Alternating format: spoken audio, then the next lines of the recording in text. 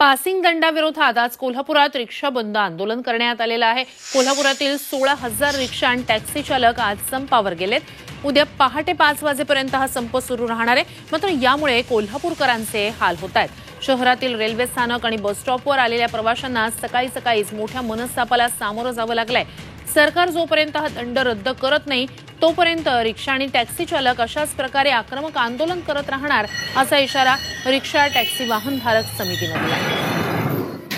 अधिकची माहिती या सगळ्या संदर्भात आपले प्रतिनिधी प्रताप नाईक यांच्याकडून घेऊया। प्रताप, काय नेमकं या रिक्षा चालकांचं म्हणणं आहे आणि सरकार दरबारी या संदर्भात काही बोलणी सुरू आहेत का? काय नेमकं म्हणणं आहे सरकारचं?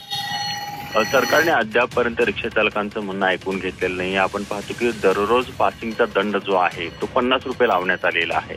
तर आमचं उत्पन्न तुटपुंज असताना अशा प्रकारचा दंड लावलेला आहे, त्यामुळे आम्ही ते दंड भरू शकत नाही अशा प्रकारची भूमिका घेत या ठिकाणी आपण पाहतो की कोल्हापूर जिल्ह्यातील 16,000 रिक्षा आणि टॅक्सी चालक संपावर गेलेत। त्याचा परिणाम आपण पाहतोय की वाहतुकीवर, प्रवाशांच्या वाहतुकीवर मोठा झालेला आहे। सकाळ सकाळी आपण पाहिलं रेल्वे स्थानक असेल, बस स्थानक असेल, या परिसरातून बाहेर गावाहून आलेली जी लोक आहेत त्यांना मनस्ताप या ठिकाणी पाहायला मिळतो आणि काही लोकांना पायपीट करत आपलं घर गाठावं लागलेलं आहे।